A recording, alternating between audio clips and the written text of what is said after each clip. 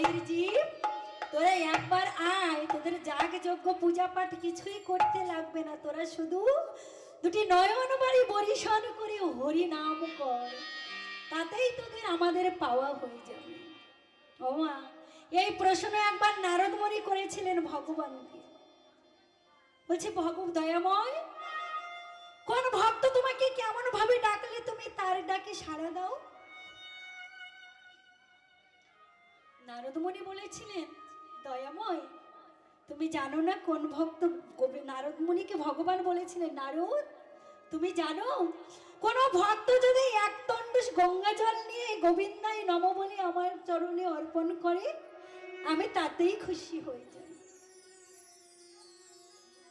নারদ মুনি তো বড় চতুর বাবা, তাই নারদ মুনি বলছে, ও দয়াময়, মনে করো তোমার সেই ভক্তর কাছে গঙ্গা জল নেই, কি দিয়ে তোমার সেবা দেবে? ভগবান বলছে, নারদ, সেই ভক্তের কাছে গঙ্গা জলে নাই বা রইল, সেই ভক্ত যদি আমাকে একটি পুষ্প নিয়ে হা গোবিন্দায় নম বলে আমার চরণে অর্পণ করে, আমি যে তাতেও খুশি হয়ে যাই। নারদ মুনি বলছে, দয়াময়, মনে করো সেই ভক্তের কাছে পুষ্প নেই, কি দিয়ে সেবা দেবে তোমায়?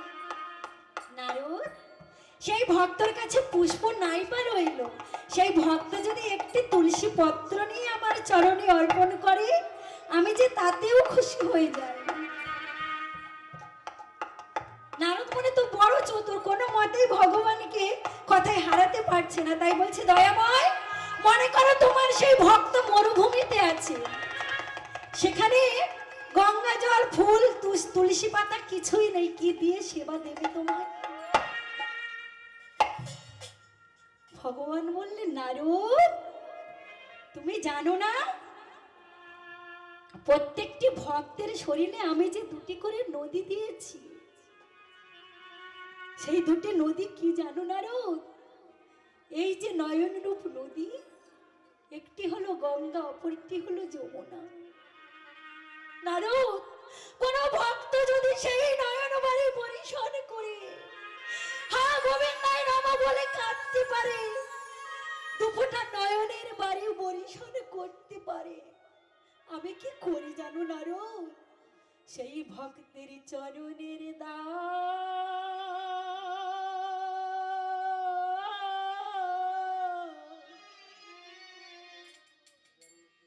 আমি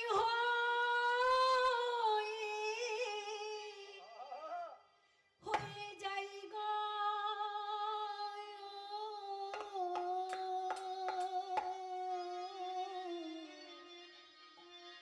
ভক্তের চরণ।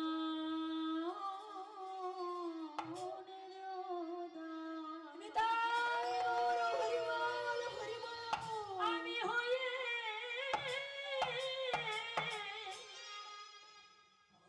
যাই গো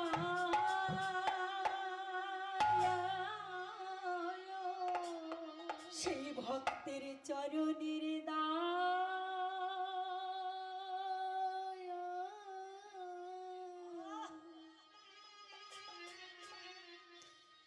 আমি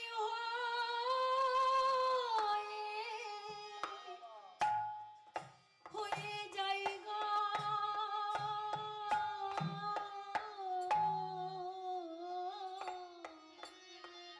সেই ভক্তের চরণে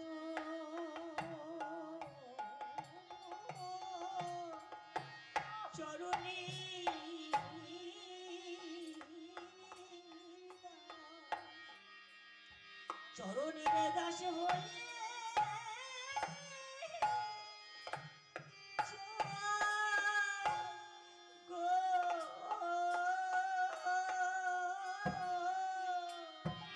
যে জানে ডাকার মতো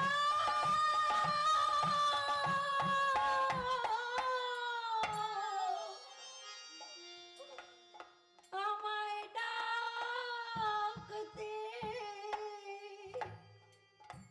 ডাকতে পারে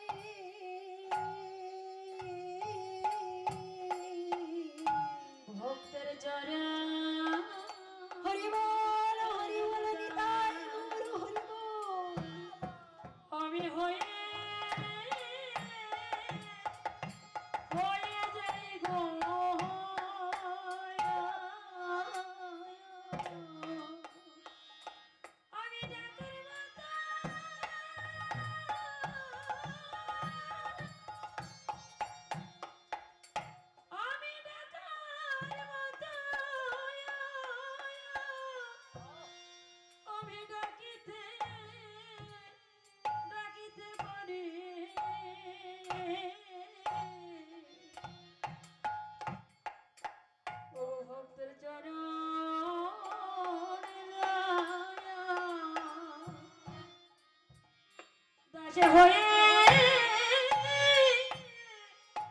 হয়ে থাকি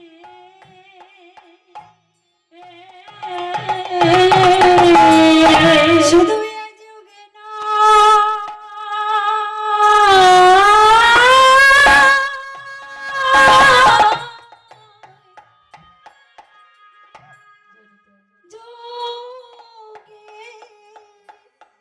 যুগে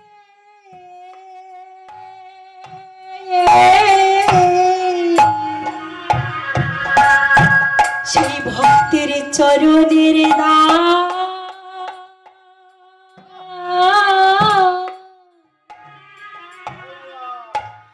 আমি হয়ে যাই গো বলিয়ে যোগে না নিতাই বলি যুগে যুগে ভক্তের চরণে দায়া আমি হয়ে থাকি যদি কেউ ডাকার মতো ডাকিতে পারে ভক্তের চরণের দাস আমি হয়ে যাই গো যদি ডাকার মতো ডাকিলে পরে ভক্তের চরণে হয়ে থাকি গো এ যুগে নয় যুগে যুগে আমার চরণ ছাড়া করো না গো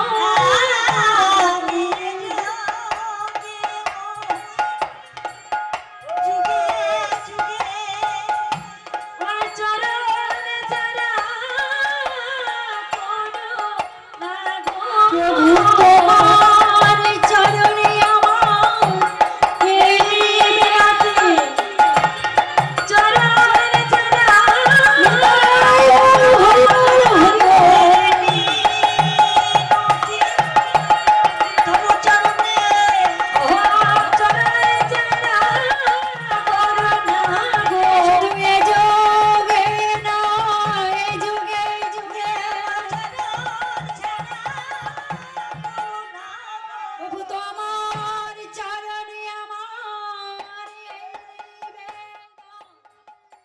চরণ ছাড়া চরণ ছাড়া করো না গো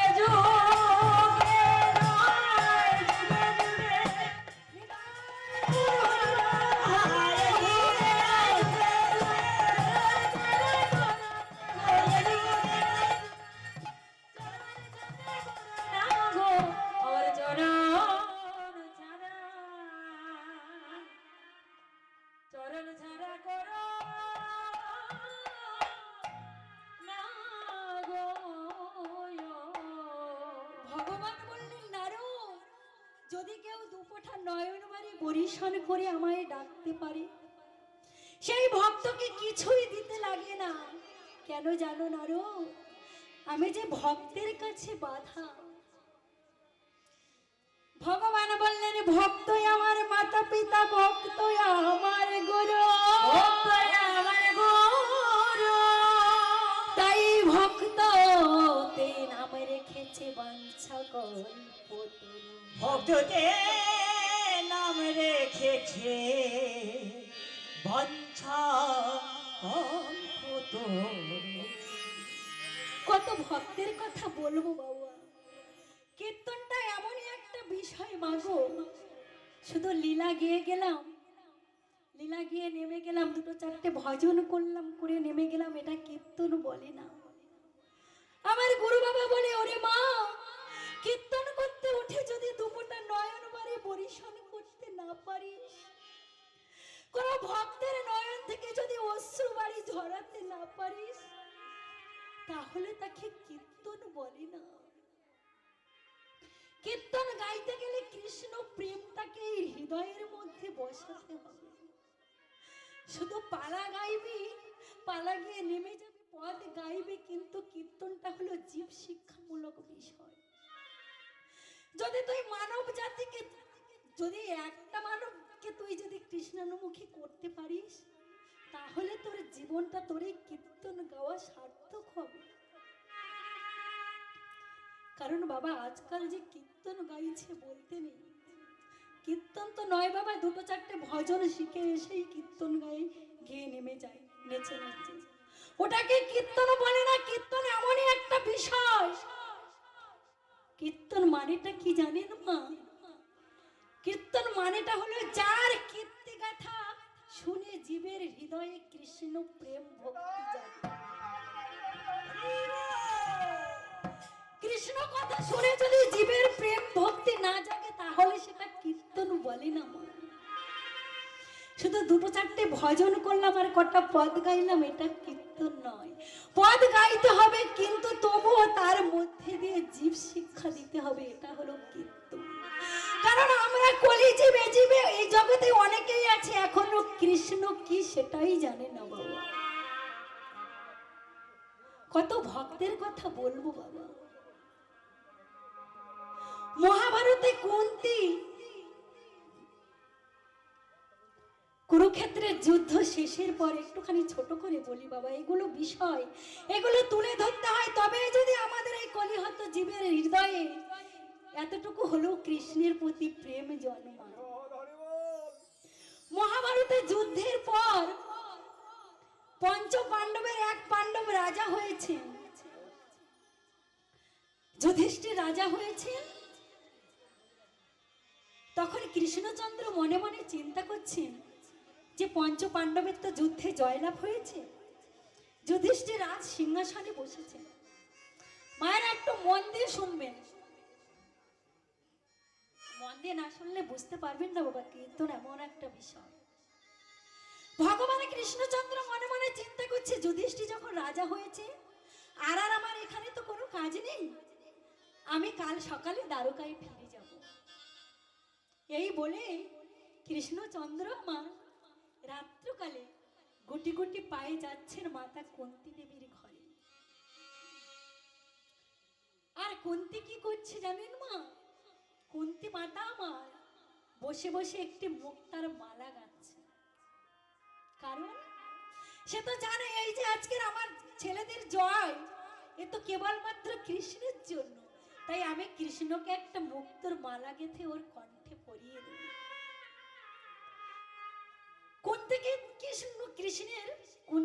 কিন্তু কৃষ্ণের পিসিমা হয় মা সম্পর্কে, তাই কুন্তী পিসিমা আমার মুক্তার মালাগুলো গাঁথছেন। এমন সময় কৃষ্ণ গিয়ে ডাকছে, পিসিমা, পিসিমা, কোথায় আছো পিসিমা? একটিবার দরজাটা খুলে দাও। পিসিমা আমার ছুটতে ছুটতে দ্বারের কাছে গিয়ে দরজাটা খুলে দিয়েছে, দিয়ে দেখছি স্বয়ং কৃষ্ণ দাঁড়িয়ে আছে। বলছে, কৃষ্ণ, এত রাত্রে তুই এসেছিস বাবা?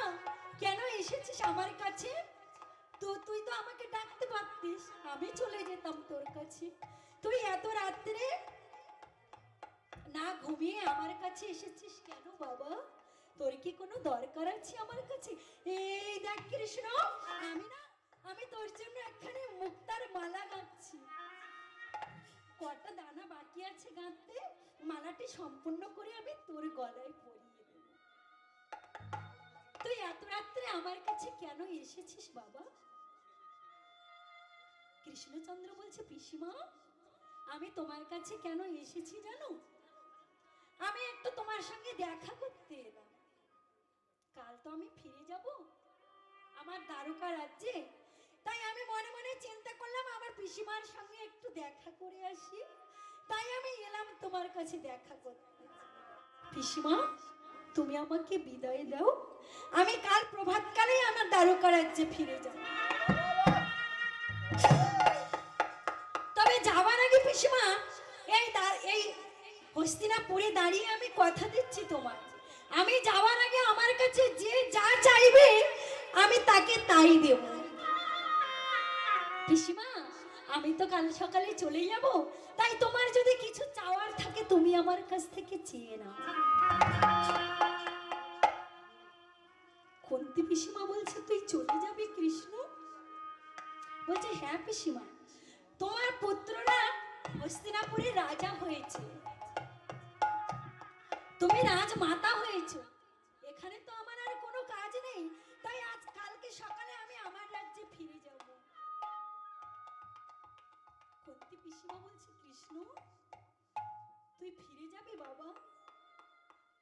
যাওয়ার আগে তুই আমায় কথা দে, আমি তোকে যা চাইবো তুই আমাকে তাই দিবি। বলছি, হ্যাঁ পিসিমা, আমি তোমায় কথা দিচ্ছি তুমি আমাকে যা চাইবে আমি তোমায় তাই দেব। কুন্তি পিসিমা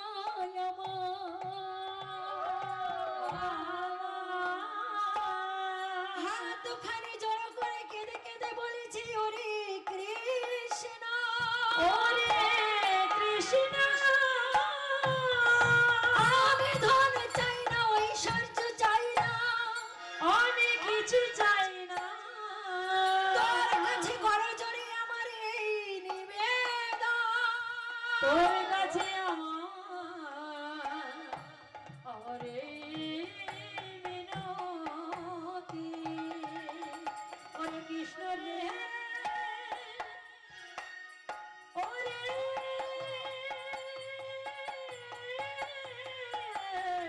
কৃষ্ণ রে, তুই অমন করে চলে যাস না। ওরে কৃষ্ণ তুই ফিরে যা, তুই একবার ফিরে আয়। কৃষ্ণ তোর কাছে আমি ধন ঐশ্বর্য কিছুই চাই না, তোর কাছে আমি যেটা চাইবো আমায় দিবি বাবা। কৃষ্ণ বলছে, বলো পিসিমা তুমি আমার কাছে কি চাও? মাতা কুন্তি আমার কেঁদে কেঁদে বলছে, কৃষ্ণ যদি দিতেই হয় তবে এই জগতে যার যত দুঃখ যত যন্ত্রণা যত কষ্ট আছে তুই আমায় দুহাত ভরে দিয়ে যা বাবা। কৃষ্ণ বলছে, পিসিমা 12টা বছর তুমি তোমার পুত্রদের নিয়ে বনে বনে ঘুরে কাটালে, কত কষ্ট ভোগ করলে, এতেও তোমার স্বাদ মেটেনি, আবার তুমি আমার কাছে দুঃখ চাইছো। কুন্তি পিসিমা বলছে, ওরে কৃষ্ণ যে রাজ ঐশ্বর্য পেলে তোকে হারাতে হয় সেই রাজ ঐশ্বর্য আমার চাই না বাবা। যার জীবনে যত দুঃখ যত কষ্ট যত যন্ত্রণা যত ব্যথা আছে তুই আমাকে দিয়ে যা। কেন জানিস কৃষ্ণ, ওরে যে ঐশ্বর্য পেয়ে ভগবানকে হারাতে হয়, যে ঐশ্বর্য পেয়ে তোকে হারাতে হয় সেই ঐশ্বর্য আমার চাই না। ভক্তের চাওয়াটা দেখুন, আমাদের সামনে এক্ষুনি যদি ভগবান এসে দাঁড়ায় তোমরা কি চাও চেয়ে নাও, আমরা কি চাইবো মা? আমরা বলবো, ভগবান আমার একতলা বাড়ি আছে, আমার বাড়িটাকে তুমি 4তলা করে নাও, তাই না বাবা? কিন্তু প্রকৃত যে ভক্ত হয় সে কিন্তু কোনোদিন ধন ঐশ্বর্য টাকা পয়সা চাই না বাবা, কারণ ভগবানকে পেলেই তো আমাদের তো সবকিছু চাওয়া হয়ে যাবে, তাই না? মাগো, এই মায়ার সংসারে আবদ্ধ হয়ে, জড় জগতে আকৃষ্ট হয়ে, অলিপ্ত বস্তুকে জড়িয়ে ধরে, অলিপ্ত বস্তুকে ভালো না বেশি ভগবানকে ভালোবাসো। যাকে ভালোবাসলে তোমার উদ্ধারের পথটি খুঁজে পাবে, তাকে তুমি ভালোবাসো। কর্ম আমাদের করতে হবে বাবা, কারণ আমরা কলির জীব, আমরা সংসারী সনাতন ধর্মীয় মানুষ। কর্ম আমাদেরকে করতে হবে, নইলে আমাদের জীবন চলবে না। কিন্তু কর্মের ভেতর দিয়েও যার জন্য এই ধরায় এসেছি, যার জন্য এই এত সুন্দর মানব দেহটা পেয়েছি, তার জন্য যত কাজ থাকুক মা, সব কাজের মধ্যে আমরা 1 ঘন্টা হলেও তার জন্য সময় বের করে নেব। কেন জানেন? এই সংসার বড় বিচিত্র গো মা। এই সংসার কেমন জানেন বাবা? মৌমাছি চাক বাঁধে দেখেছেন বাবা? মৌচাক, মৌমাছি যে চাক বাঁধে, কত দূর দূরান্ত থেকে প্রতি ফুলে ফুলে মধু সংগ্রহ করে আনে, তাই না বাবা? তাই না বাবা? তাই তো। কিন্তু মৌমাছি যে ফুলের থেকে ঘুরে ঘুরে ঘুরে ঘুরে মধু সংগ্রহ করে নিয়ে আসে, আচ্ছা বলুন তো বাবা, সেই মধু কি মৌমাছি সেবা করে? করে? কখনো করে না। সেই মধু সেই মৌমাছি সেবা করতে পারে না। সেবা করে কে জানেন? যে শিকারী। শিকারী গিয়ে কি করে বাবা? মৌচাকের তলা দিয়ে আগুন ধরিয়ে দেয়। সেই আগুনের অগ্নি দহে জ্বলে পুড়ে কিছু কিছু মৌমাছি জ্বলে পুড়ে ছারখার হয়ে যায়, আর কোনো কোনো মৌমাছি উড়ে পালিয়ে যায়। আর সেই মধুটি তখন কি হয় বলুন তো মা? শিকারী কেটে এনে নিংড়ে তার রস নিংড়ে নিংড়ে বের করে বাজারে বিক্রয় করে। ঠিক তদ্রূপ এই সংসারে তুমি যতদিন